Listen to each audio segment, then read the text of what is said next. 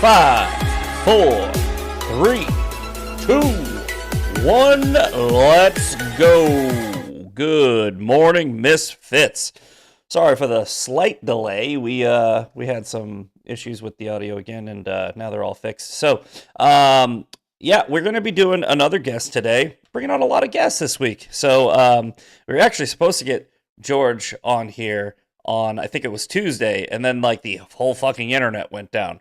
So I was looking for like alternatives to taking on guests, and I did figure out how to do Zoom and get it on the show, but then you have to pay monthly, and it's like you only get like 40 minutes. So I'm glad the internet is back up and running, so we don't have to pay for a monthly when we don't really do a lot of guests right now. But yeah, we should be good. And without further ado, here we go. George, how are you, sir? How are you? Good. Yeah, you know, I think that we both in real time were like, is it me? Is it you? Is it my... And then it's so funny, the very next day, we had, what's it called? The top news story was, the Cloudflare ends up going down. You know, Yeah. we could have another technical difficulty issue today that I just realized. I forgot to charge my mixer, and for some reason it won't work plugged in. So if my audio cuts out randomly, I'm going to do a quick, swippity swap, That's all right. and I should be able to fix it fairly quickly if my audio doesn't just cut out. It's like the theme for us lately, trying to get this going, it seems. Well, the unofficial name of the TMP Uncensored podcast is Technical Difficulties, because it's just nonstop. It's every day. It's something, and that's what you get for doing a live show without a producer and a team of Right. people sitting by computers. It just seems like that's until you make it, you just deal with that. My brother and I go through the same thing on our show. I have a side show I do with him that it's just, whole different personality. I just let it loose and we just laugh because we're brothers, and same damn thing with our show. It's like always something. Yep. So I completely understand, believe me. We Yeah. go through it all the time. So I wasn't sure if you wanted to talk about specifics, but on the Daily Breakdown, what I normally do, I don't know if you ever watched this show, right? I just go on the internet, I type in the word news, right? Right. And I feel like that's a good way to cover a podcast these days, because it feels like we've sort of lost the ability to just be objective, and people are spending, like Candace Owens has 17 different shows about Charlie Kirk's murder, because True. it's what gets the most clicks. But I mean, right now, what I'm looking at is Zelensky is ready to work with the United States on their vision for war in Ukraine. Outrage after Trump accuses Democrats of seditious behavior. Democrat Congresswoman indicted for particularly selfish alleged theft of FEMA funds. Lindsay Halligan admits to grand jury never saw a final Comey indictment, and Trump approves Epstein files release. So, like, what I did was I took myself out of it, where I'm like, okay, it's not going to be about what I want to talk about. We're just going to Right. type in 4 letters. And I think that back in the day, there was a time when journalistic integrity did exist, and when people did talk about the news instead of their news. But that's basically where I'm at. But if you have something specific that you wanted to jump on, I know that I've been on your show, and it was more of like a just want to get to know you. So before we even jump into that, go ahead and tell my audience a little bit about yourself and what you're up to and what you're doing. Yeah, I am. Let's put it this way. I'm kind of the guy who just calls shit out as I see it. Kind of not dissimilar to what Same. Misfit here is Yep. doing. Same. Yeah. And I started solo, and it was really just me doing deep dives and ranting and really just going off, and I was literally just presenting the data and facts. That was my thing, right? Calling everybody out. I didn't really care who they were. But then I started transitioning into doing more guest episodes. So now it's like I'm talking to, ex Intel guys. I'm talking to, like, people that are politicians, authors. And it just kind of progressed that way. It wasn't intentional, but once I started doing it, it was like another guest, another guest. So I'm really I'm not gonna say I'm centrist, for example, because I'm not. I'm very conservative. I'm just gonna say that right now. And I've been accused of, not towing the line because, like, for example, I had Joe Walsh on one time. We had a conversation, and everybody just, like, honestly, I lost a lot of followers over that one for whatever reason, and I just wanted to talk to the guy. Like, there's nothing wrong with having conversations and finding out what people, who they really are, where they're coming from. And my approach has always been, I just give them rope. I'm not there to chastise them or get in an argument. It's like I'm going to talk, I'm going to ask the questions, and eventually you're going to reveal who you are, and that's the point of it. I want to know who you are, and I want people to know who you are. But I think what you were saying earlier is like I think a lot of the narratives are just driven by it's just rage bait, man. It's all Yeah. clicks, likes, or just chasing the trends. They don't really care about what's really going on. Hmm. And my approach is completely different. Like I do care about what's going on. And yeah, Yeah. I might put my foot in my mouth sometimes, but it's like I'm not going to stop asking the questions that people aren't asking. Yeah. So that's really what I'm about. Love me or hate me, that's what I do.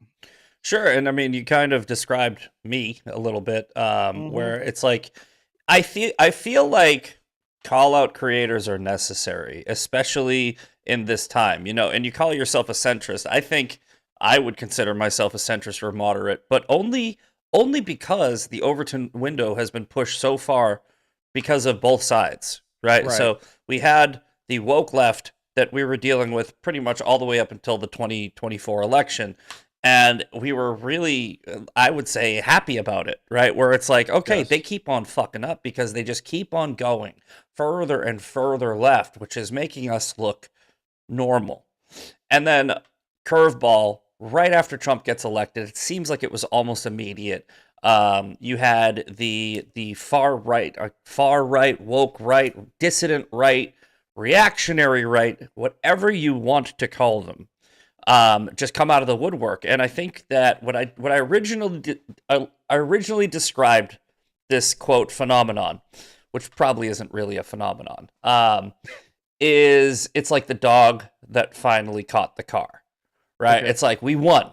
What do we do Yeah. now? Oh, give us everything we want, right? It's Yeah. like and that's not how it works. Okay, like Yeah, it's like the dog finally got his bone, basically. yeah, I mean, it's not how it works. It's like, and we're still seeing it to this day, especially with the Epstein files. It's like the Yeah. the right thinks that maybe Cash Patel and Dan Bongino showed up on day one, and there was just this table laid out of corruption where they could just go, guys, look, it's not how it works even a little bit. And I thought, maybe mistakenly, I thought that the right had way more common sense than that, where they know that things take time. They know you can't just come out. I don't think that a lot of people on the right, and I mean this genuinely, I think they're being genuine when they really like make these irrational claims, unrealistic expectations. I don't think they realize that even if there were like Cash Patel and Dan Bongino wanted to go in and let's say arrest all of Jeffrey Epstein's associates, can't do it in 10 months. It's not even fucking feasible. And not only that, they can't tell you. They can't just go, hey, we have a bunch of active investigations that we're going to share with you, right? And same thing with the Charlie Kirk assassination. It's been less than, I think it's only been 2 months or less. And you have people that are It has like, not been that long, yeah. you have people like, I have so many questions. Well, fucking wait, right? Yes, we all have questions. Of course, we have questions. All right. I even have some questions about the Charlie Kirk assassination, but they're not questions that I'm going like making assumptions on for some nefarious intent or the Jews did it or this, that, and the other. It's more like, okay, I would like to see the trial. And then I would like to read through the evidence, kind of like we've done throughout history. Throughout modern history, we've been like, okay, OJ was arrested, right? I don't, maybe it's just because of social media, but I don't remember people being like, oh my God, we need to know exactly what's going on. No, you wait for the trial and then you find out what's going on. But according to Candace, if they don't tell, if the entire Justice Department doesn't get on and give her a daily update, then that means that they're part of a cover up. Okay, well, there's a lot going on, everything you said, because you and I align on a lot, by the way.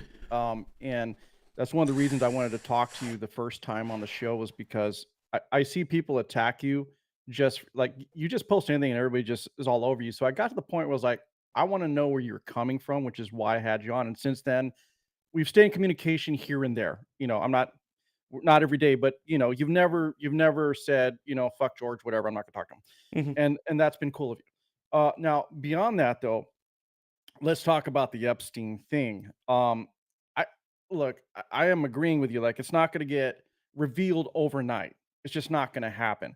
But here's where the issue lies. We can't ignore there was nearly over a 2 decades investigation into Epstein Of that course. somehow they no longer have documentation or any kind of notes whatsoever about. I'm not blaming Cash. Okay, who knows what he walked into? We're not in his position, but I get how people are calling for his head because he ran on a platform of I'm going to expose everything. I'm going to expose what the FBI has been doing against the deep state, and they're Yeah, not over getting promised. I don't disagree there. absolutely.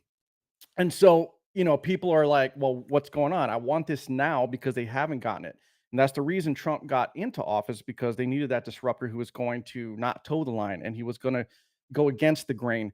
And I think people are impatient, but they're impatient for a good reason because they've been wanting this change for so long and they're just still not satisfied. I could agree with that. Yeah. And it's a sad state we're in because when it comes to Epstein, like I'll be honest with you. Okay, so Trump, everything's finally been like we're moving forward. Okay, let's release it all. Everyone's calling for it. Let's release it. Fine, I'm behind it. Right? Everyone's like, they're behind it now. I don't really care who's on that list. And what I mean by that is like if there's someone that I support and they're found out to be on that list, then to me, let them burn. I don't care. I don't think there's an excuse to protect No, same here. pedophilia or trafficking, children for sexual abuse or for profit of sex. Period. Like that's just my position. I don't care left, right. To me, it's about the person, not about your party politics. That's my opinion.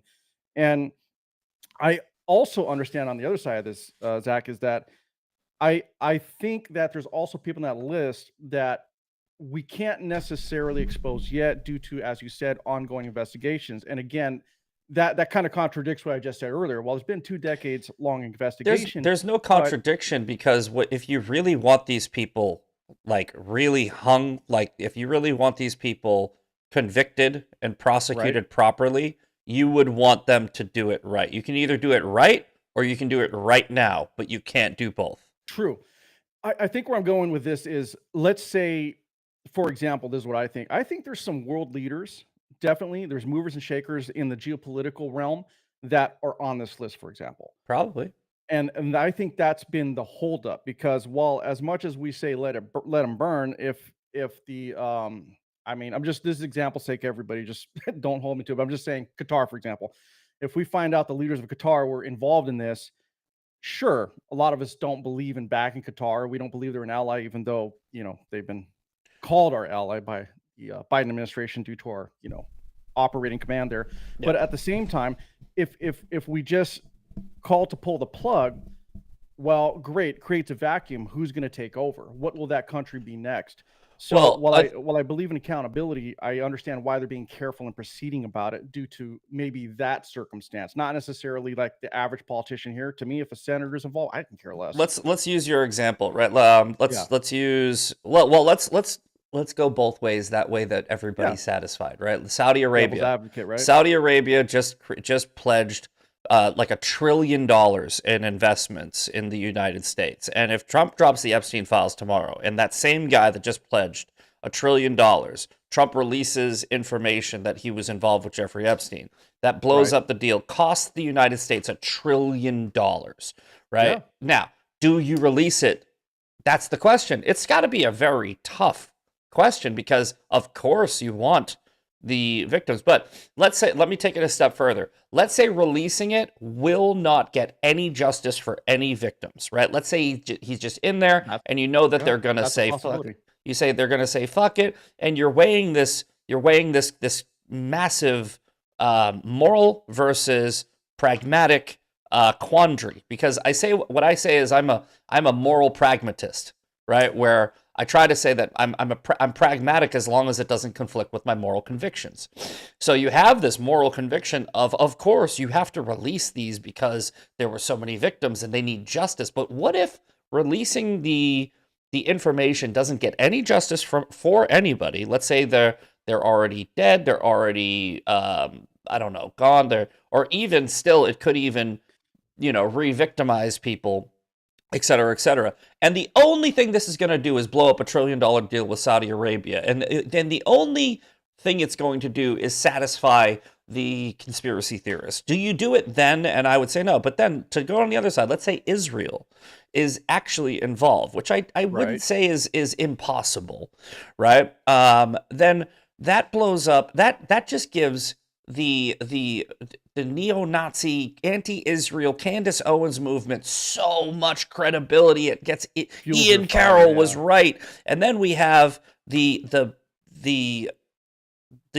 backlash from that is we just legitimized some of the craziest people in this country, and we may have given them the next president, their guy, and Nick Fuentes is now this credible figure, right? So what I'm saying is, if there are victims in the case that would get justice over release of information, my moral will always outweigh my pragmatic.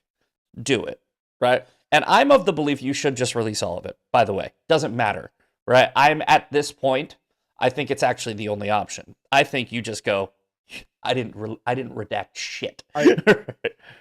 Okay, so I get what you're saying. You're playing both sides just to satisfy people's appetite out there in their positions. Yeah, this is a hypothetical. It's not my. Completely understand, and it does raise a question. Like, is it acceptable to politicize this? Like, are we going to hold back and revealing what's going on just for the sake of politics? Yes. And the reason a lot of people have doubt in this, and look, everybody's calling for Trump's head since he came down the escalator, right? 2016. Everybody's been calling for his head because he went against the grain. And this isn't about supporting Trump, by the way, what I'm going to say. What I'm going to say, and I only say that because I know some people just hate him to whatever degree. What's going on here is everybody wants to try to say he's a rapist, he is involved in this, and he needs to be held accountable. Yeah. Under Democrat rule, and which is exactly who was in charge when these investigations were going on for the last 2 decades or so, they never punched that ticket. They could have. I think it's more than I would say it's more than highly likely that Donald Trump is not implicated in this at all. Like, I mean, and you just have to use common sense, because if he was, we would already know. That's would that not have been the ultimate political play? Would that not have been the ultimate way to stop him from even moving forward? They could have punched that ticket a long time ago, and they didn't. And someone can make the same arguments that you and I were making earlier. While they didn't, because of look, when it comes to Donald Trump, at that point, yes, he was famous, but in the political spectrum, he was really nobody. Everybody was criticizing him as, well, he's just a talk show host. Nothing's going to come of it. So if they're really scared of him, and of what he would have done as a disruptor, they would have punched that ticket a long time ago. And now we're seeing these commercials come out with all these victims that are claiming, hey, I was raped and I was abused by Epstein. And this is where I'm going with this, by the way, people. Hold on. Why are they not calling these names out of the people who allegedly did these things? And I think the reason people are doubtful and they think this whole thing's even more of a cover-up is because no one is actually implicating anybody. Even the victims that are in these commercials and advertisements and social media posts are not pointing the finger at anybody. Yeah. So and they're accusing a dead guy. Like, well, he was already in jail and he died. The funny thing is, it's like Trump could play this. He could play this like politically, and he could say, you know what I'm going to do? I'm going to redact every single piece of information except for the information that implicates Democrats. Right? Absolutely. That could be a hilarious move, right? But then the Democrats would say it's a cover-up, right? And the MSM will back them up. They will ignore it. I mean, look at what just happened with Stacey Plaskett. Stacey Plaskett caught red-handed texting Jeffrey Epstein during Trump's impeachment hearing. And what did they do? They go, he was a constituent. There's no low that they will not go to. So if Trump does that, like, I got to be completely honest, I hate to give Democrats an actual compliment, but with the help of Thomas Massie, like, they played this very well. Oh yeah. Right? They played this. They've always been master of media They manipulation. played no. They played this whole situation perfectly. Actually, Yeah. they what they did was they created it all, and they said we're going to hand it over to Pam Bondi, and we're going to give her the responsibility of doing the redactions. So now, if Pam Bondi does redact, they're going to go, you're part of a cover-up. If she doesn't redact, they're going to go, look at what Trump did. Trump just blew up the world, right? So it's kind of damned if you do, damned if you don't. Yeah, but in this situation, let's take politics out of it just for the sake of morality, as you were saying earlier. I think the move for Trump is just expose it all. Like, who cares? Again, this is what I'm saying. Let's say that the people that get implicated in this, who are partners of the United States, are investing trillions and trillions of dollars. What happens? Those trillions go away. Yeah. And what did the Democrats get to run on? Donald Trump blew up the world. We had Donald Trump should have redacted, because there was no victim that was actually helped in this. All Trump did was blew up this deal with the Saudi prince just because he had a loose connection to Jeffrey Epstein. That's what I'm saying. They played played this so well. And I swear, I'm telling you, Thomas Massie, who I've been calling out for so long, he's not a Republican. He's not part of the GOP. He's not here for what's good. He doesn't care about what's good for the country. He is looking to accelerate his own political future, and I'm seeing it happen in real time. And I tried to warn people. Here we go. But I'm going to say this: if it's about Trump, well, real quick, if it's about Trump, Trump can release every single document of the Epstein files. Trump will not be hurt. America might be hurt, right? That's the thing. Okay, so again, I agree with your assessment on this from a purely political position, like in terms of playing politics. Yes, agreed. But this is Trump's chance to do what he said he was going to do, which was drain the swamp and expose everything. Correct. And I agree with you about it could make America look bad, but I think there's enough people involved that it can make a lot of world leaders look bad. I really do.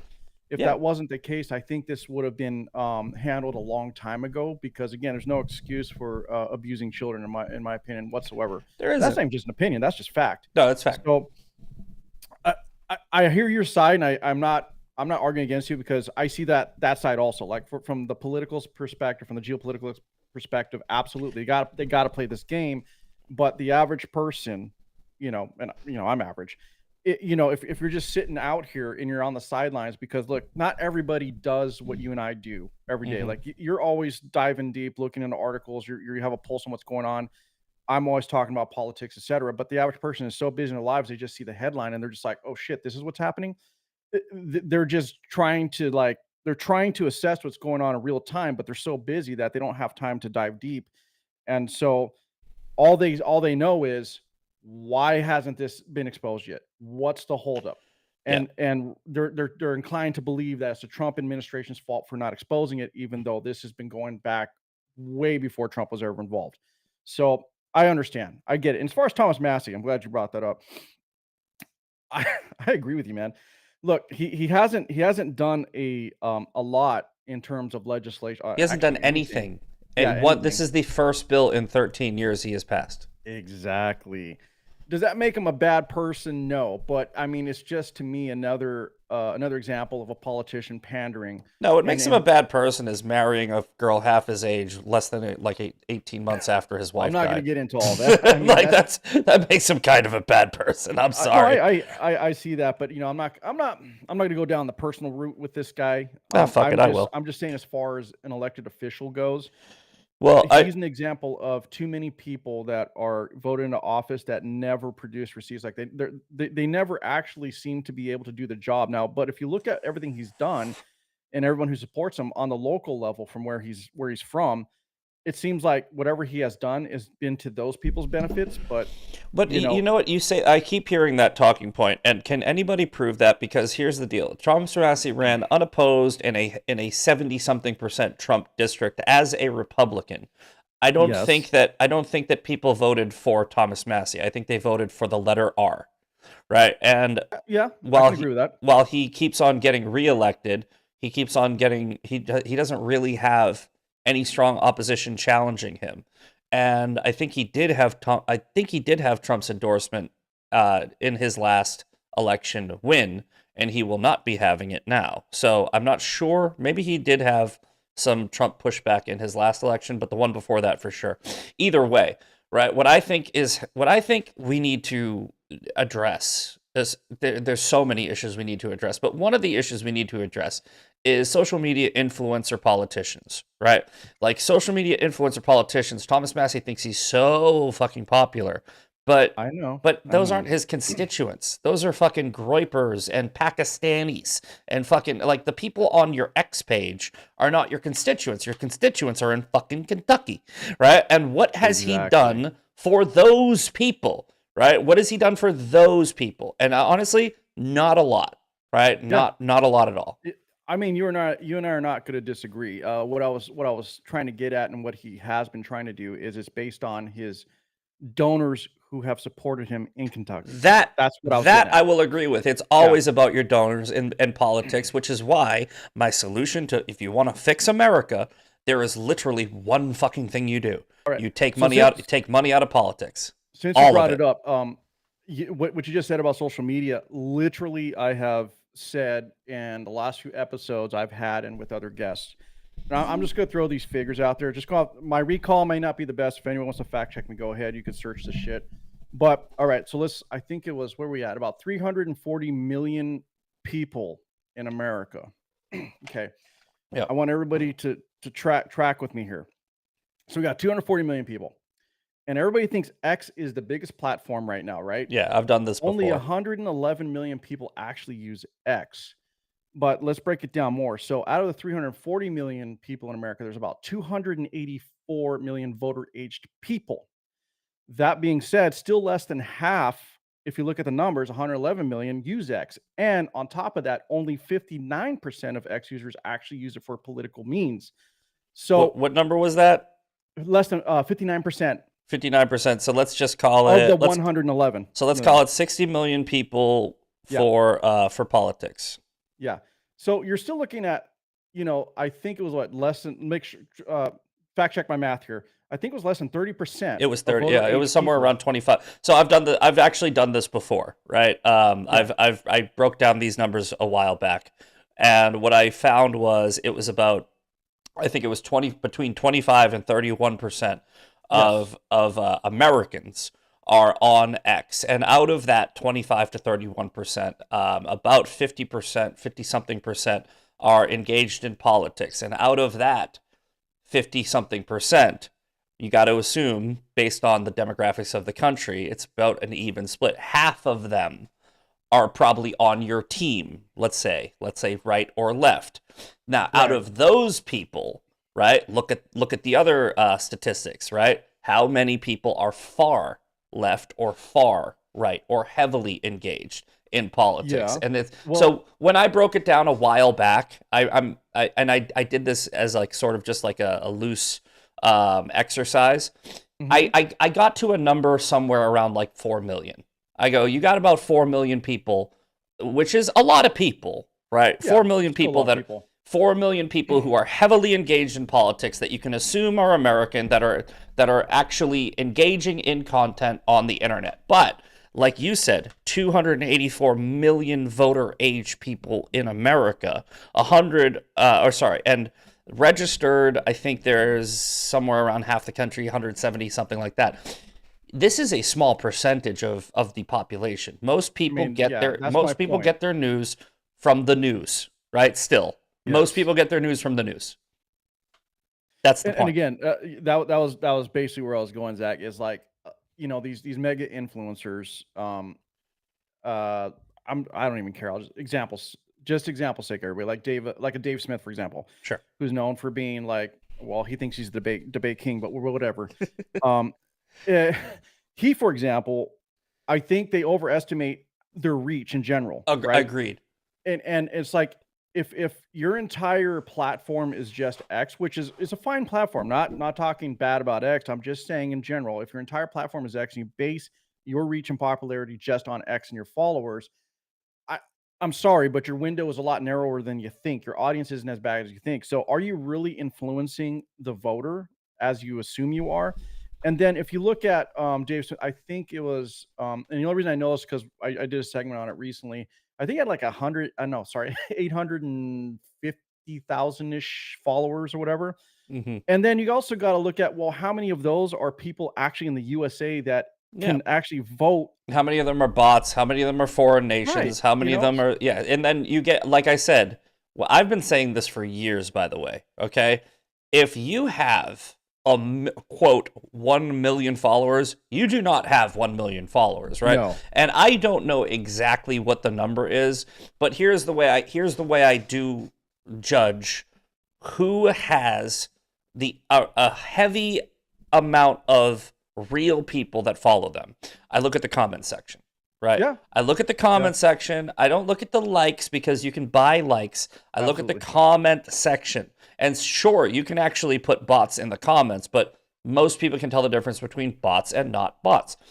So when you do look at these big influencer pages, it's the same fucking 50 people. It's like the same 50 people. It's really not that big. And that's the thing. It's like you can believe me or you cannot believe me. It does not matter to me. But if I am telling the truth, what I'm saying is I have never paid for a single follower.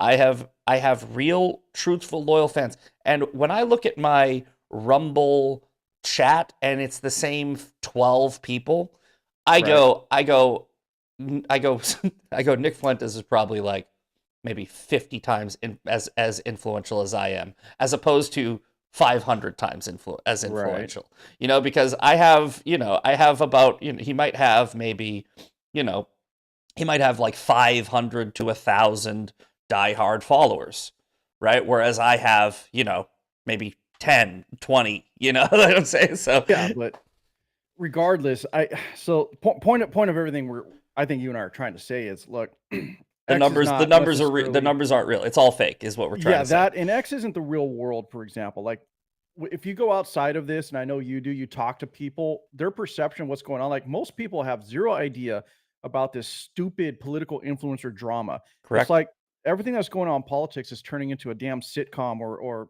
a soap opera. Absolutely, exactly. That's exactly it. And it's fucking ridiculous. Like I've always challenged people to go beyond the fucking headline. Like dive a little deeper. Actually try to find out what's happening. Stop just taking what people are saying as like the end all be all gold standard. Like your influencers, you got to understand these guys that you believe in so much are trying to chase the money to stay relevant. And you see, if you scroll through their profiles, you've seen how they've changed their positions throughout the years. Not even that, probably throughout the months. Same thing, like when you were talking about Candace earlier, you brought her up anyway. This whole thing with Charlie Kirk, it's like it's obviously just chasing the dollar. She hasn't produced a single receipt, a lot of theories with nothing to back it up. I actually gave her a shot, heard the last episode because she had irrefutable evidence, and all I heard was Egyptian planes, rental cars, possibly, maybe, could have, isn't it? Could it be? Maybe. And then she wait till next time. Then she doxed her own. Then she doxed her own lawyers because the evidence that was presented to her was in an email from a troll saying that all of these Egyptian planes and cars all link back to one address. And then she reads off the address and didn't realize it was the law firm that's representing her in the Macron case. That is the level of journalism Candace Owens is doing. She gets an email from a fan and takes it as gospel. And that's the problem with new media. Now, we are fucked on new media, right? I think that the writing is on the wall, and I'm reading the tea leaves, and I do not like what I'm seeing. Because what we have done is we have said, mainstream media bad, let's replace it with worse, right? Doing the same thing. Well, no, worse. It's not. You think so? No, it's way worse, dude. Because here's what's happening. Here's what happens when MSNBC creates a story. They leave out things, right? They leave out things, but and you can disagree with this, but they rarely make shit up, right? They twist words, they gaslight, they do a lot of journalistic trickery, but they do not say Charlie Kirk was assassinated by a B cult, right? And this is our official position. And then the very next week say Charlie Kirk was assassinated by his wife. I see what you're saying now. So yeah. It's worse because there is no guardrails on a social media influencer. None. No, there isn't. They can literally just lie, and they don't have the FEC, they don't have the FTC, they don't have these organizations that will keep mainstream media in check if they lie to the American people, right? Because these people, they're just asking questions, right? And again, mainstream media does that. This is not a defense of mainstream media. I'm saying the mainstream media has some guardrails, and they definitely lie to you. They lie through omission, mostly. Yes. Mostly they lie through omission. What Candace is doing is just lying, right? It's not omission at all. There's no omitting. It's, I just made this shit up. Well, that's the important distinction, though. Like MSNBC, for example, as you said, I was literally going to say that, but took the words out of my mouth. Is they're lying through omission, absolutely, but they do have FCC. They are regulated. There's only so much they can do. Yes. They can't intentionally lie. They can't just make up a story. And on social media, you're correct. There is a lot of that bullshit going on, unfortunately. Yeah. And I don't know, man. I don't know how we can get people to see past it outside of like, look. I think you expose social media as your sole source. Yeah, well, I think you expose it. I think that at this point, the people that are saying don't platform Nick Fuentes, way wrong idea, right? Well, okay, way wrong idea. I got a couple things since you've been talking, so we can dive in, because I remember you asked me last time when we attempted to record or go live, because of the Cloudflare incident. You kind of brought up the whole MAGA infighting, or Republican conservative MAGA infighting thing. So that's definitely one thing we could talk about for sure. And then, what about Nick Fuentes? Let's talk about Nick Fuentes.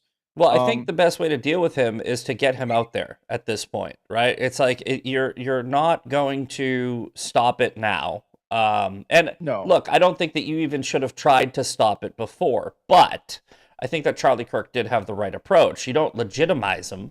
You don't have an honest conversation with a dishonest actor. He is a troll. It's like if Howard Stern tried to talk about philosophy, you wouldn't take him seriously. He's Howard Stern, no. Right? So you treat him as he is. What Tucker Carlson did was he tried to treat a retarded troll, Mexican twink shock jock as some sort of credible source of some influential voice in the conservative movement.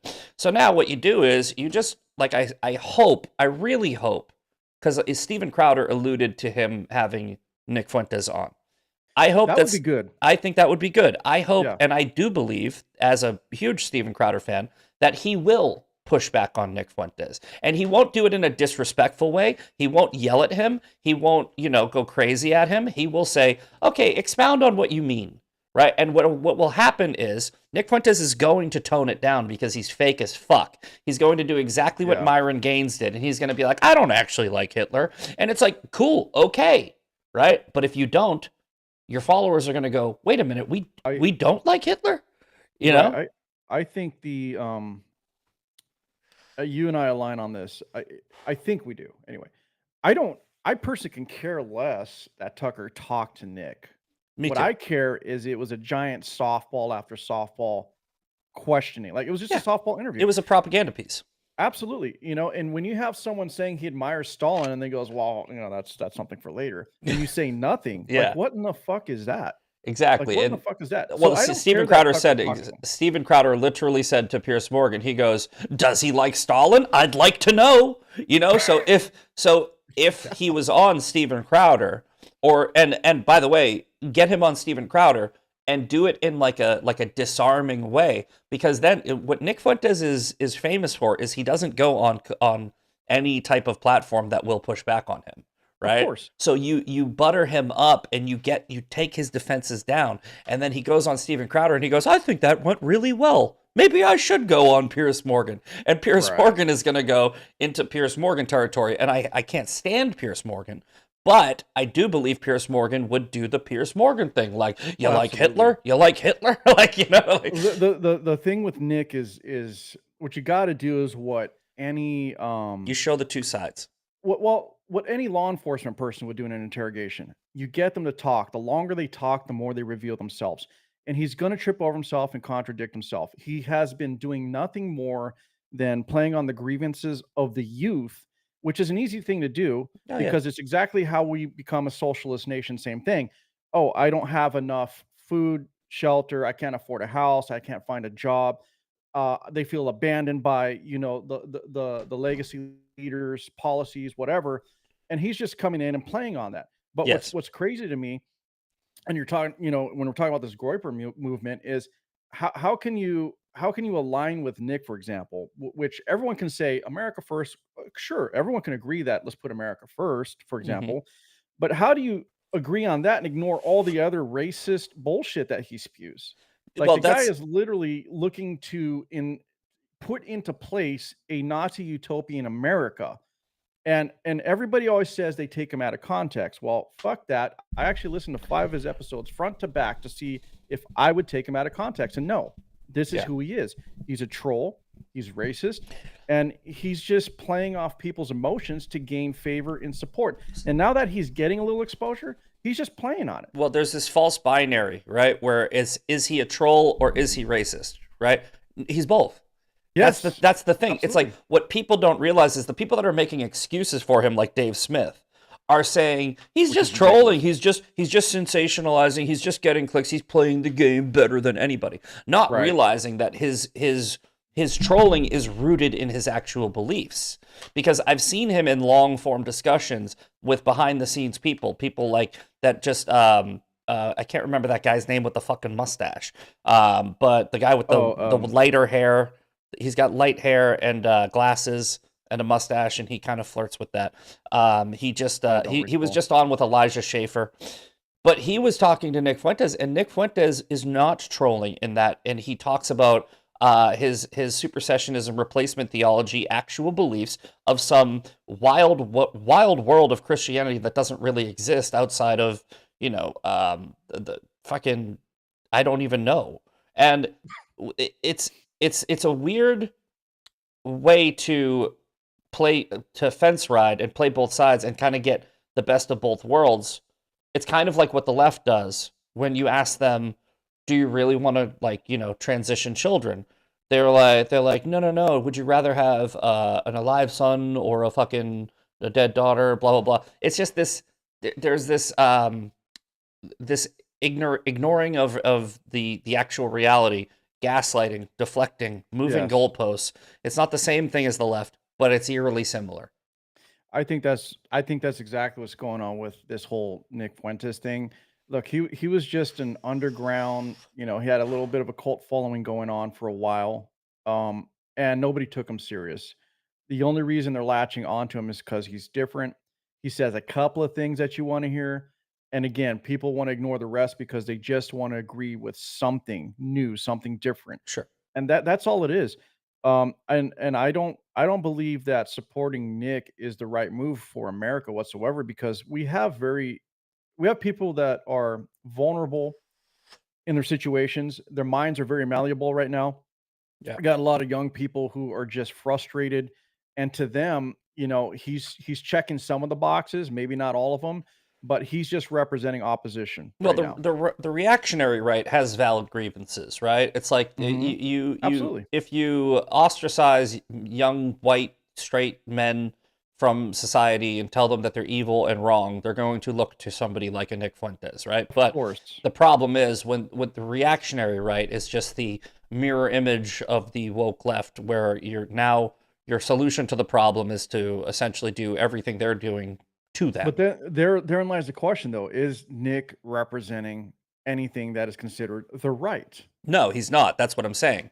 Which is Yeah. why horseshoe theory exists. Yes. It's a so if you look at Nazi Germany, and I've said this so many times. I don't think Nick is an actual Nazi. I think Nick is more of a trans Nazi, right? Where it's like he's presenting as a Nazi, but he's not really one, right? Where it's like you can present as a female and still have a dick, right? I think that Nick is Nick is Nick is a trans Nazi in the sense where he's putting on the costume and he's trying to be part of the group and he wants to be accepted into that society. But he is a Mexican fucking twink.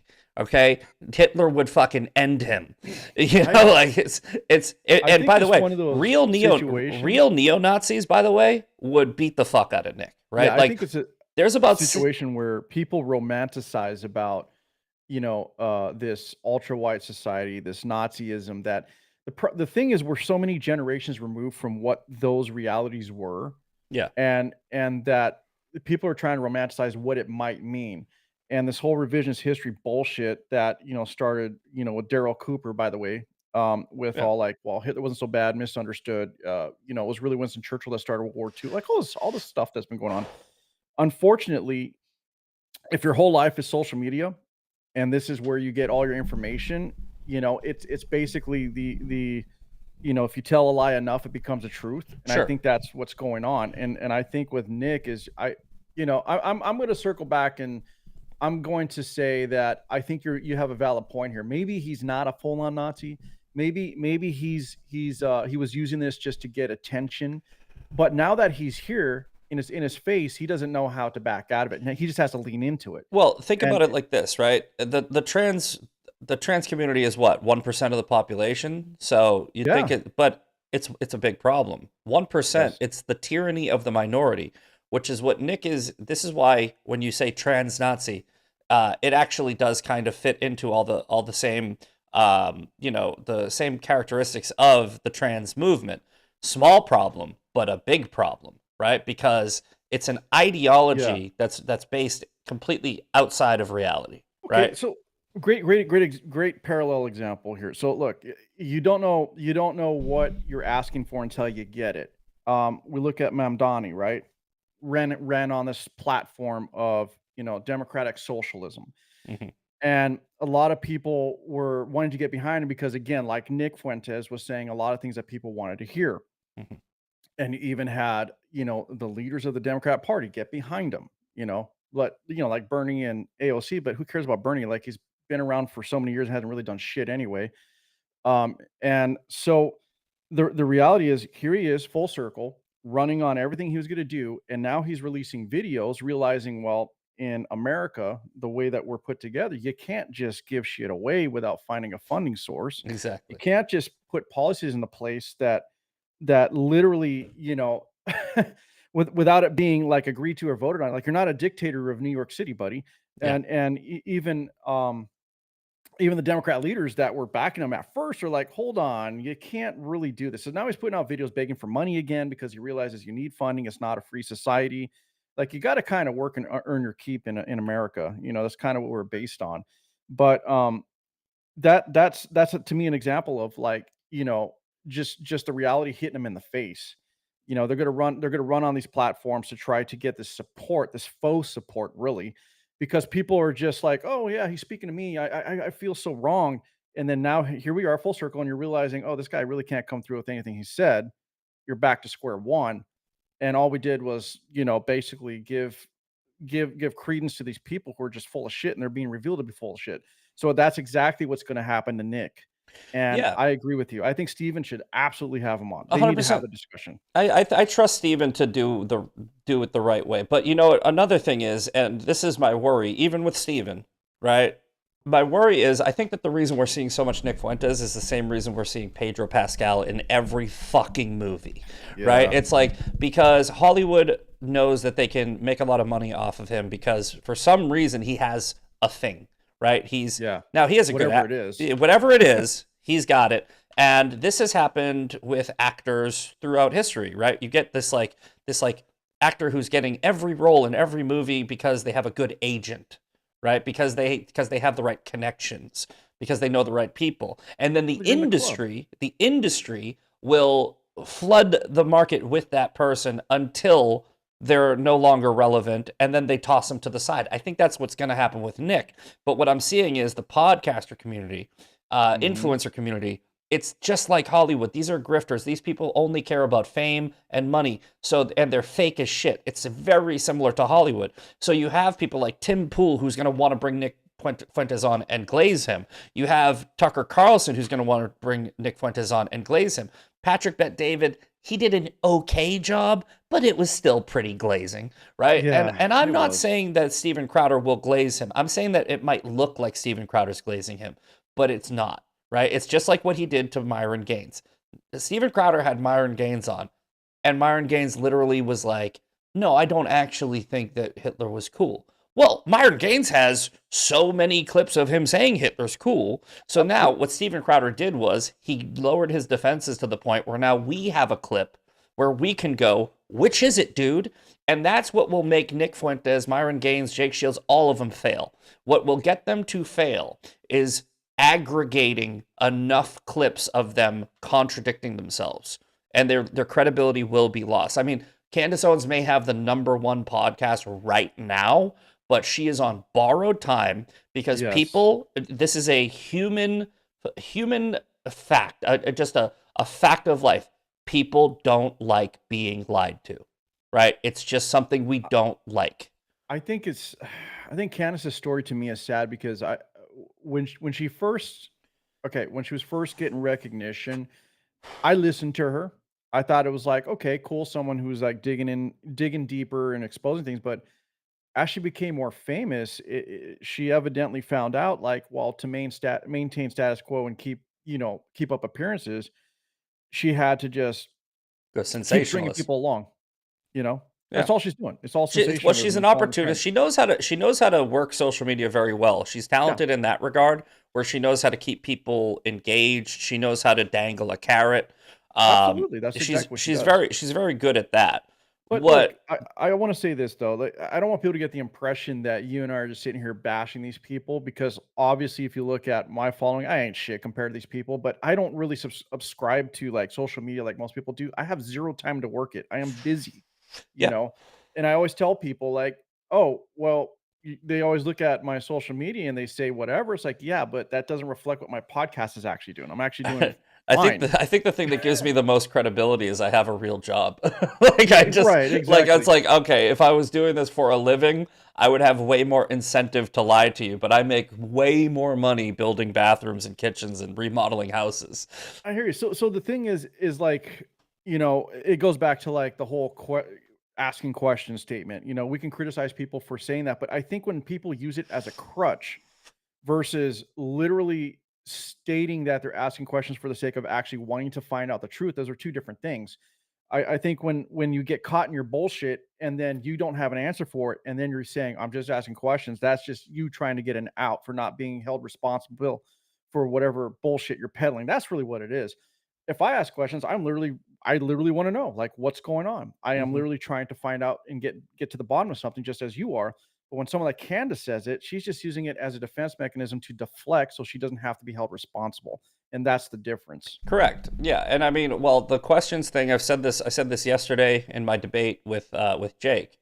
I said, disguising your insinuations as innocent curiosity is a little rich, right? Questions are great, but leading questions that don't have any basis for them, they're Yeah. more like smears. They're more like accusations, and this is like I feel like we're in like a narcissistic abusive relationship with these podcasters where they're literally like they're coming in every day and just saying like, oh, you look fat, you look fat, you look fat, you fat piece of Yeah. shit. And then if you go, hey, well, you know what, your tits are saggy, they go, oh my god, I can't believe you said that.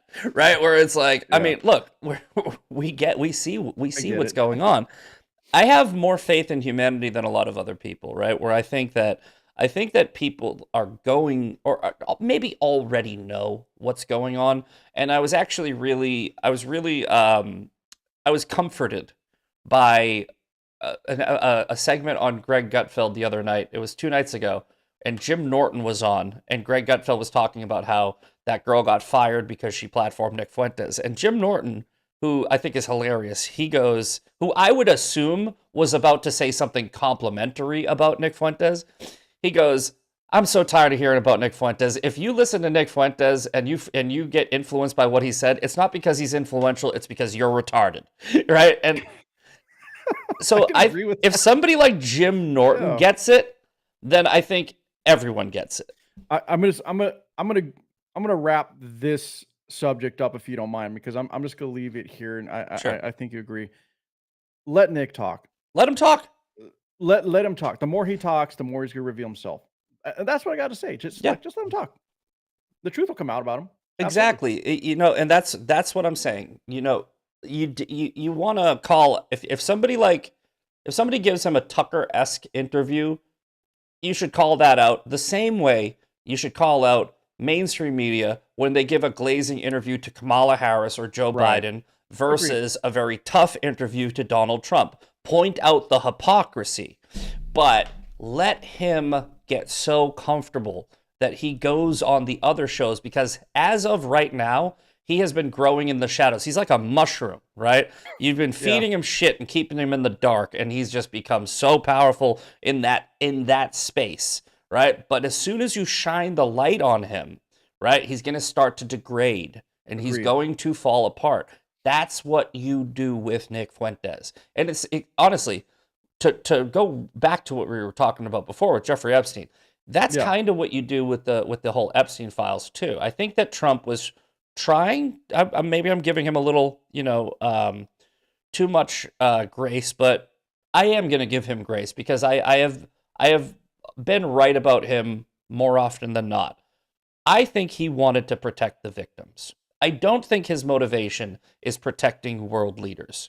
I think his motivation is, hey, let's move on and get back to what's good for the country instead of redressing this dead pedophile, because I don't see it. I've seen the stuff, and I've been briefed on the stuff, and there really isn't much there. Here's what I hope he does, because I think it's the only move now, right? Just go have it all, right? Have it all. Here you go. Here you go. And if it blows up a deal with Saudi Arabia, and if it blows up a deal with everything, I know that the Democrats are going to try to hang it around his neck, but you can always point back to this was voted in Congress unanimously -1. Exactly. Right? Like, so, hey, it's not my fault. It's not my fault. Every Democrat voted for it. Yeah. They can't politically hold that and hang it around Trump's neck, as you said, because the Democrats are pushing for it. Mm-hmm. They're pushing for it when they never did. Exactly. And again, they could have punched this ticket a long time ago if they truly knew they really did have evidence of Trump being involved. And as you said, and as I said, release it all. Let the chips fall where they may. I don't really care. I think it's time to expose this bullshit. Just let it happen. Let's not protect these people. There's no reason to protect these people. Correct. I don't know how long you go for, but if you want to touch on, because I'd like to hear your side as well on this, the whole infighting, the MAGA Republican conservative infighting. Sure. I've had a few opinions, but I was wondering what you thought about it, because I've been pretty busy and buried. Like, there's just so much coming at us these days. What is your thought? I think that there's a strategic demoralization campaign going on.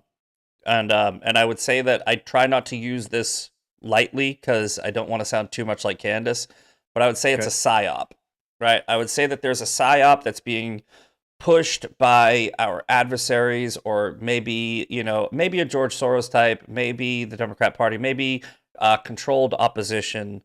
And I'm not saying that everyone is controlled opposition. What I'm saying is you maybe you have a catalyst.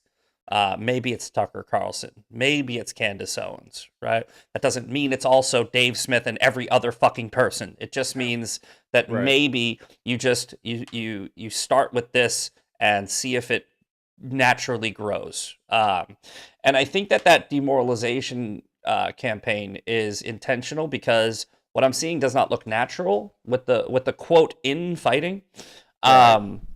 And I think that as long as you can recognize, I think it's just like anything else. It's most psyops fail. Like, most psyops really do fail. Like, I mean, other than the COVID, booster, go get your booster and wear 3 masks, even though you keep them in your cup holder. I think that what we're seeing is we're seeing a small group. I think it's, first of all, mostly contained to the internet. And I think what we're seeing is we're seeing an experiment, right? We're seeing an experiment of creating a divide and conquer strategy, which only helps the left. Like if you look at Massey, like Massey is and MTG, by the way, MTG, Massey. I wouldn't even put Rand Paul in there. I think Rand Paul is a true libertarian who's just being a cunt because he's a cunt. But with Massey, it's like he's almost being too on the nose with it, right? Yeah. Where he's like, oh, okay, I'm going to work with Ro Khanna, right? I'm going to work with Ro Khanna, and Schumer is going to say that I did such a great job, and fucking. I think it's short-lived. I think the infighting will pale in comparison to the successes of the Trump administration, right? So, what I think might or will happen is if Trump continues doing what he's doing, and let's say this time next year, we are seeing cheaper gas, cheaper groceries, better economy, more energy production, et cetera, et cetera, et cetera. I think that the rule is people vote with their wallet. People don't give a shit about this, and I think it will overpower the quote psyop. And if it's not a psyop, if I'm wrong, because it is a theory, let's say it's natural, right? Let's say this is just some natural phenomenon that's happening, right? Like I said, the dog caught the car. We don't know what the fuck we don't know what to do now. I think that also is short-lived because there's only so long that the dog will bark at the car before it goes, fuck it, I'm going to get back to chasing something else. Yeah, it gets bored. Yeah. All right, I hear that. I personally think there is an actual split or rift going on, and a lot of it is based on what you were saying earlier about people not getting that instant gratification. Mm-hmm. And if we're looking at someone like Thomas Massey, look, I'm just going to say it, the guy just needs to register as a libertarian or independent. I mean, if he did, really conservative. If he did, he would get 3% of the vote like every other fucking libertarian does. Which is why I said that Thomas Massey is not working for his constituents because his constituents are fucking Republicans. Yeah, and again, I'm not arguing against that. I'm just, just saying like we need people to actually align with who they really are. Yeah. You know? And they won't because they know they don't have the numbers. Well, so sad, too bad, dude. That's just what it is. And I'm looking at, macro looking at everything. There is a rift. I think MAGA, what it represented was, in the beginning, like drain the swamp, make America great again, the whole deal. I think that it's slightly getting away from that, and only due to like you were stating earlier, these people that latched onto that, who are now trying to split it up. And I think MAGA, for example, there's an opinion, by the way, Zach, Sure. I think it needs to almost be its own party, honestly. I agree. There are different conservatives. There are different conservatives. It's no longer just the Republican Party. It literally is not. MAGA to me is something different. It needs to be its own party. And I think it's damn time we do have a third party. I know that's really hard to do in the way we're set up in our political climate, because mostly why? Funding, et cetera. But I think there's enough people backing MAGA that they could probably make a real dent and really possibly turn this into a third party, which will actually hurt maybe the true Republican Party. But I think it's time to start realizing that we don't all align, and that's fine. That's fine. Mm-hmm. Pick a fucking side. I'm tired, like you said, the fence sitting bullshit. Like even when I said I'm more centrist, I don't say that to mean that I'm on the fence on issues. It just means I may see something here I agree with because they're making a good point, and at the same time I may see something over here that I agree with. But when it comes down to it, I'm going to pick a side. Everybody has to. You can't be Switzerland in life. Yeah, I've gone back and forth. I've said that we should have 6 parties, 4 parties. I've said that, and look, it's not going to make any difference, right? Because the same party there's still going to be 2 major parties, and then there's going to be a bunch of smaller parties that split up, and then they join the 2 major parties in the end, no matter what, right? But what it would do is it would more accurately define who people are and give more of an accurate representation of how big a certain party is. So like what I've said in the past where I went with 6 is I said instead of 2, do 6. All right, you do the constitutionalists, right? You do the constitutionalists. You do, Constitution First Party, for example. yeah, you do the socialists. You Yeah. do the Liberal Party, which is leftist, and then you do the Democratic Party, and then you do the. So hold on. So all right, let me do it this way. On the left, you do Democrats, liberals, socialists. On the right, you do constitutionalists, Republicans, and nationalists. And that way, you have middle, you have far, and you have moderate, right? Because I would consider the middle to be constitutionalists, right? I would put that in there because it's like when you're a true constitutionalist, I think that the majority of moderates actually do believe in the Constitution and actually do believe in the rule of law and this country and what it was founded on and what it should be, et cetera, et cetera, et cetera. So I think that party would be the majority party most times. But then, yeah, you have the Democrats and Republicans, which is establishment party, right? It's like that's the establishment. That's the whatever message we're pushing. The message changes year to year. The Constitution very rarely does. Socialists or nationalists, that doesn't change at all either. So you have these two extremes, right? Of heart, I guess you could call it like constitutionalists, which would be technically a right-wing party, unfortunately, based on the current environment of America. And then you have the crazies, right? You have the nationalist isolationist party. So it's really those two fighting the establishment, and you can see how big each one is. And then on the left side, you can have the socialists and liberals, right? Who a lot of people think are very similar, but you have a Bill Maher who's a classic liberal versus the socialists who are far left. And they would be fighting the establishment. And I think what we would see is the dichotomy between the two parties is actually the majority of people on the right are lined up with the Constitution. There's a minority group on the right that is lined up with nationalism versus the establishment. But on the left, I think you would see that there is a heavy percentage of their voters who are socialists, a minority party who is establishment, and a majority party who's liberal. And I think that that's what we would see. What? Okay, so what you said, it makes sense. I don't know about 6, maybe 5. You're gonna always need Four would be fine if you a tiebreaker though, right? Yeah. Just in case. Well, then there you go. Then you have the libertarians as the tiebreaker every time. There you go. Yeah. But what you said about the Democrat Party is correct because, they're not, as a whole, they're not aligned. Yes. They haven't been aligned for years, and they're not the party of old. They're not the party of the 90s whatsoever or the early 2000s.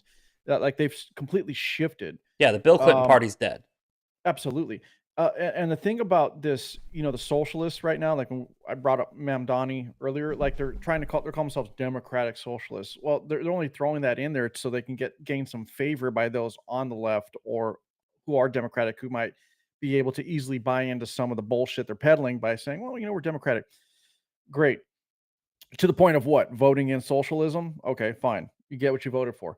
But when you're looking at like someone like Mamdani, I just bring him up because he's already top of mind for most people because he represents socialism. Yeah. You look at his old videos, he literally says that his goal is to replace democracy with socialism. Mamdani is Nick Fuentes if Nick Fuentes was to grow in the conservative movement, the right movement, whatever, the Republican Party, whatever you want to call it, right? Mm-hmm. If Mamdani is the left version of Nick Fuentes, right? And what would happen if, first of all, this is why we must reject Nick Fuentes, call out Nick Fuentes, right? Agreed. So because Mamdani would have never grown unless he was normalized, right? Now, I'm not talking about platformed. I'm talking about normalized, right? There's a difference between popular, right, and normalized, right? So, like a lot of people say Nick is popular. He's not popular.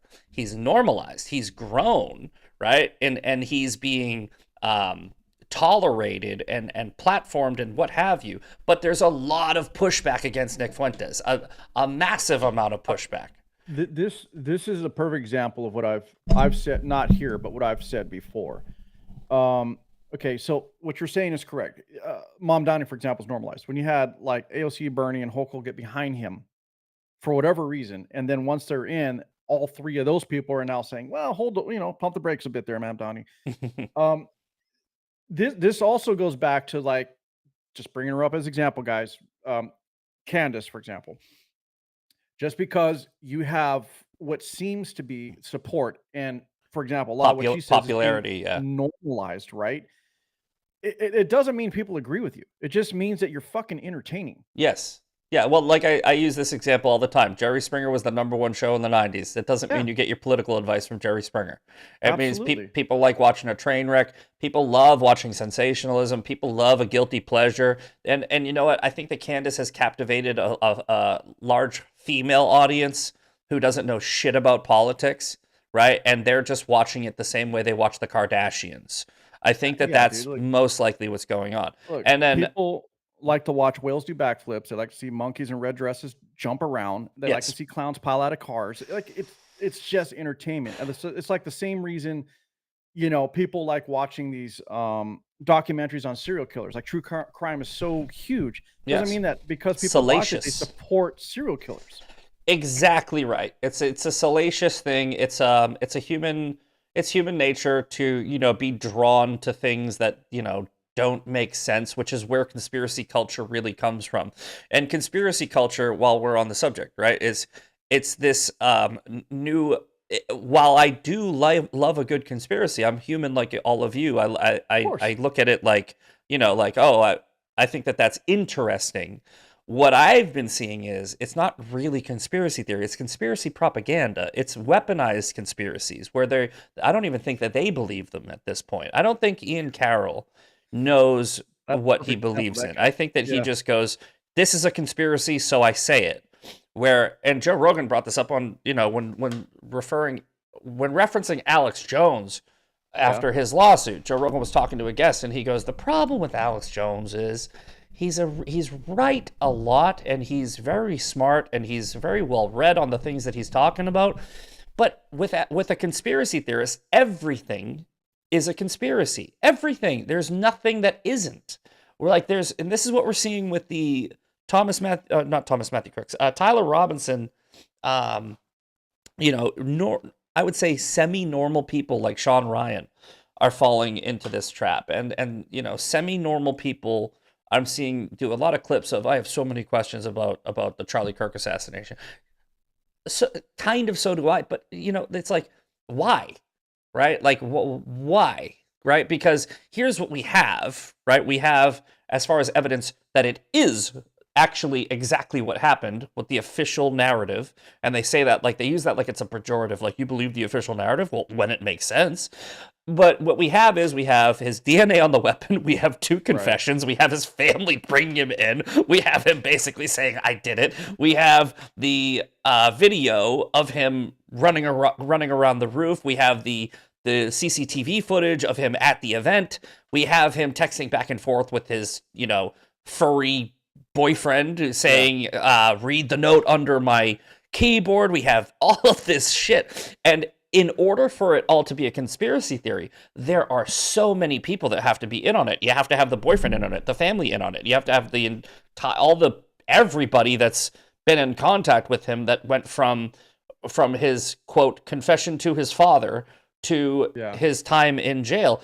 And to say that all of that is a conspiracy theory is fucking wild, right? Like, it's much more likely that the official. I'm gonna play. Okay, I'm gonna make the opposite argument of that. Sure. I'm not saying I disagree with you, but it would be the same thing that we can say about Oswald. No, right?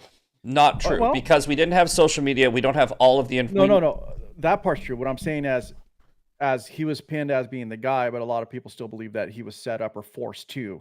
Oh, And that's what I'm getting at. And I mean, hey, Oswald still might not have killed JFK, right? But back in that time, it was, people might have had general curiosity because of the lack of information, as opposed to this, where there should be, critical thinking and Occam's razor being implemented here, where you have so much information. And some people will say, well, we haven't had all that information before. And isn't that a little curious that we have so much information? Not really. No, not really. Different times, man. It's like, everybody has a fucking phone in their hands now. Yeah. So when you got the guy who pulled out his cell phone and caught him on the roof running, And then you have the footage, the other angle of him running. You can use critical thinking to say, okay, those two things line up. So we have two camera angles pointing at the same location, and we have a man running with a rifle in a fucking towel. And Tyler Robinson is seen walking through ring footage of a neighborhood, and he's limping because he clearly has a fucking rifle in his pants. Or hurt himself when he jumped down. It's so fucking what? No. I'm talking about the footage where he was walking to the event. Yeah. He was walking to the event, and he was concealing a rifle. He was concealing a rifle, so he was walking like he had a straight leg. And it's like, guys, you have all of this. And Candace Owens is still asking questions. Now, you can ask questions. This is a question that like I said, I have questions too, right? And they are, I would say, kind of reasonably easily explained, but they are still valid questions.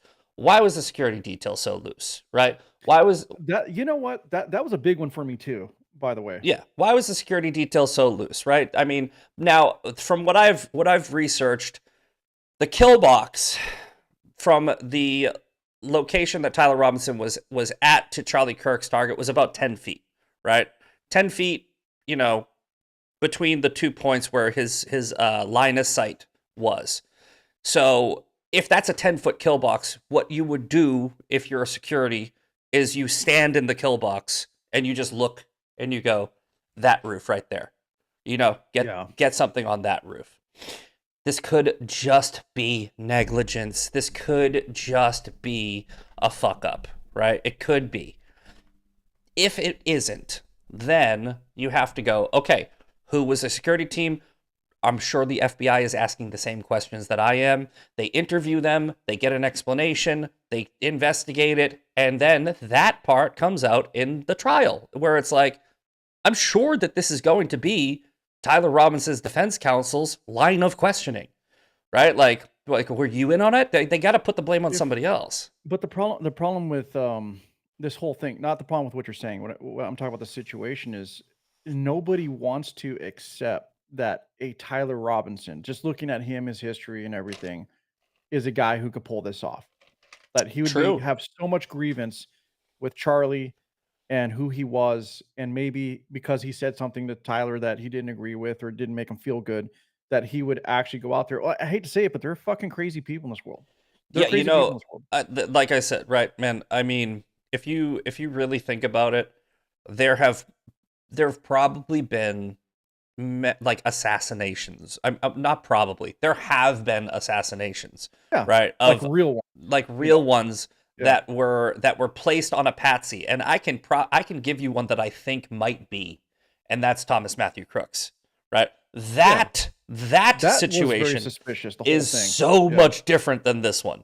Like that kid got on the roof in a crowded area, and the what's it called? SWAT team was like 50 feet from him, but didn't see him, and they were going on a smoke break. It looks more like the Jeffrey Epstein guards falling asleep. I mean, come on, it does. Was like there's also executed, body cremated, the whole deal before they could do an autopsy. Like had like two pieces of silverware in his apartment.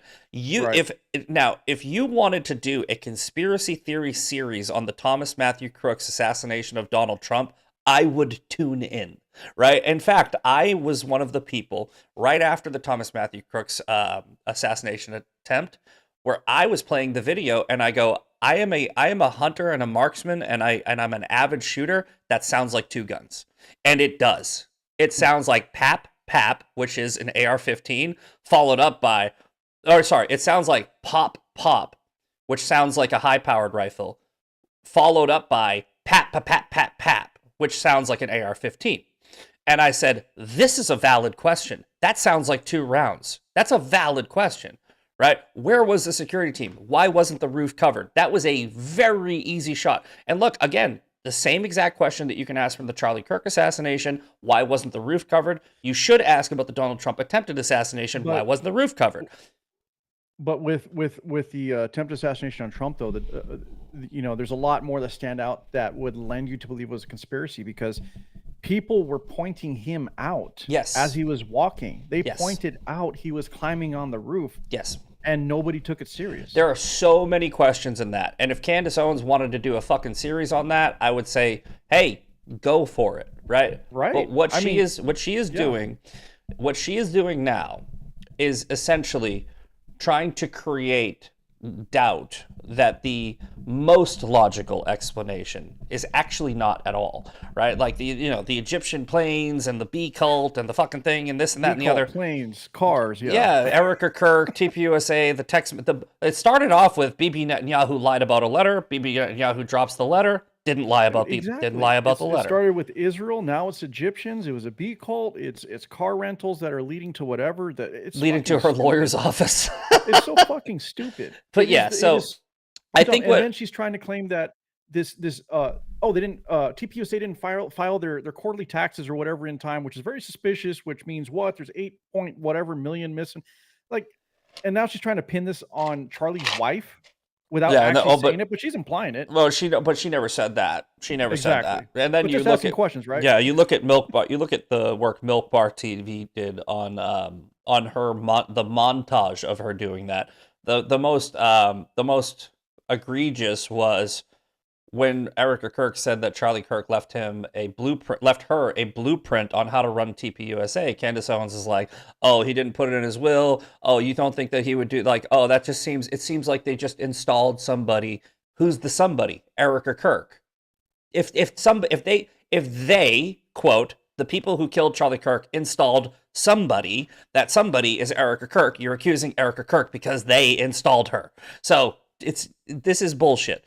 But anyway, what I was that long-winded, I got a little sidetracked. But what I'm saying is, I'm not seeing conspiracy theories. I'm seeing weaponized propaganda in the form of conspiracy theories, which is completely different. And I think that we need to get out of that mindset, because what I'm seeing is, I've said this also, is an identitarian sensationalist grift going on in the social media community. It's a grift for most people where I'm just trying to get clicks and likes. It's like a TikTok trend. It's like, use this audio if you want your post to blow up, right? It's the Jews is very popular right now. But I'm also seeing people who, again, don't have any proof of this, but an Ian Carroll, it would make perfect sense if Ian Carroll is a psyop. It would make perfect sense because his engagement is so fucking fake. It would make perfect sense as if Nick Fuentes was a psyop. The guy was at January 6th, literally with a bullhorn screaming, "Get into the Capitol!" Didn't catch a single fucking charge. Right? It would make perfect sense if Ian Carroll, or Candace Owens are controlled opposition. It doesn't make sense that Dave Smith is. So use your head, use critical thinking, deductive reasoning. I think this might surprise people to hear, or the people that listen to me that may be tuning in right now, to hear that I literally don't listen to too many other podcasters, man. Like, I am not sitting there waiting for the next Tucker Carlson episode or the Dave Smith. I can give a fuck less. Most people and the reason I say this is because, I like you, I'll get some stuff from social media, which will trigger me to ask the question and dive deeper. But I've got other news sources. I got another methods of aggregating what's going on out in the world. And I will do my own research and form my own opinion. And, the thing that I see as the problem is that it's very unpopular, but I think the way we're going to change this is for, like, you, for example, and me and whoever else, just continue to tell the truth. And also don't just spit out an opinion, but an informed opinion. Sure. Stop giving these knee-jerk not saying you are, but just in general. Stop giving these knee-jerk reactions. It's what I say. It's what I say every day on my podcast. So, I think you nailed it. And I think we pretty much covered everything that we should be talking about right now, which is, like, to summarize this conversation, right? We're seeing infighting on the right because of, and I'm not saying this is one of these options, right? Either a natural just devolvement into a lack of critical thinking, or a psyop, which is taking advantage of a natural devolvement into a lack of critical thinking. And the only way to fight that is to think critically, right? And actually get to the truth.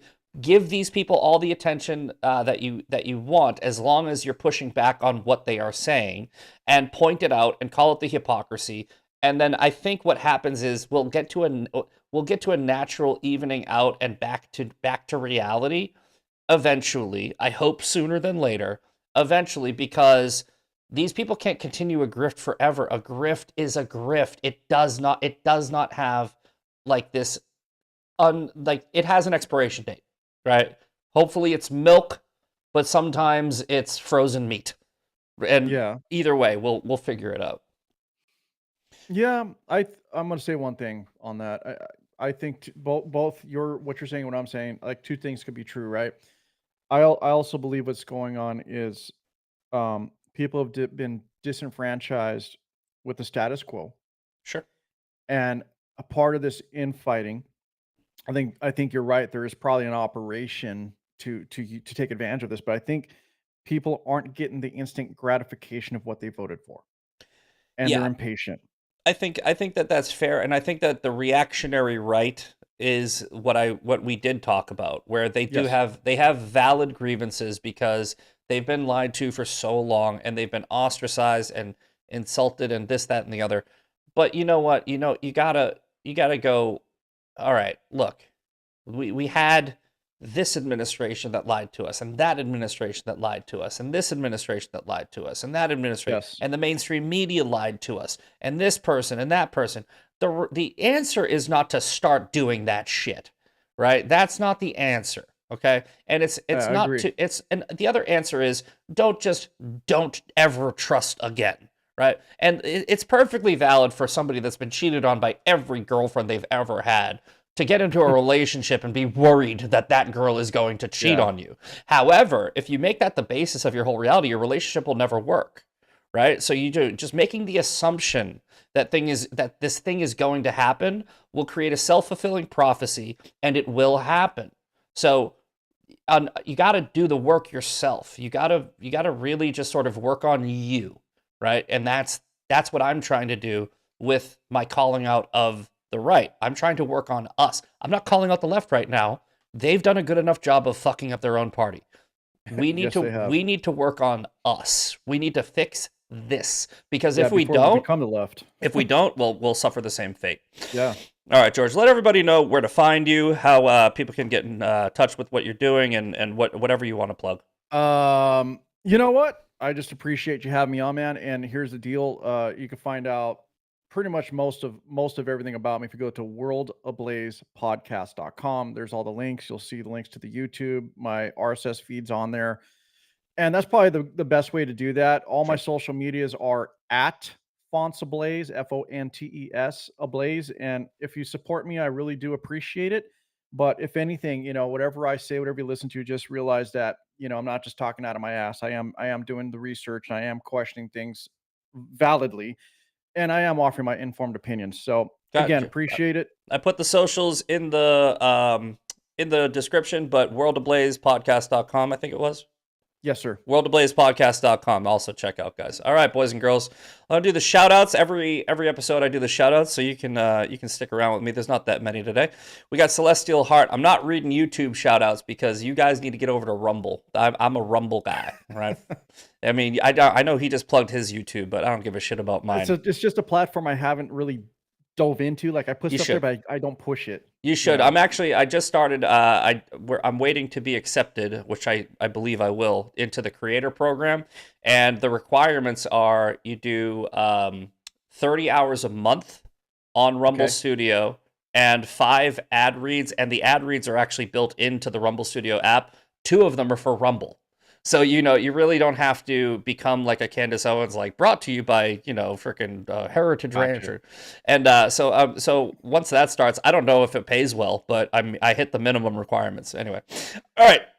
Celestial Heart, Six's Design, 7 Legion Studios, Eden, Roadrunner 513, Crazy Mo, Star Spangled Savage, and Georgia Mom 2015. You guys get the shout outs for the day. George, I appreciate you coming on. This was a wonderful conversation. I will see you guys on maybe Monday, but definitely Tuesday. I don't always do Mondays, but maybe Monday, definitely Tuesday.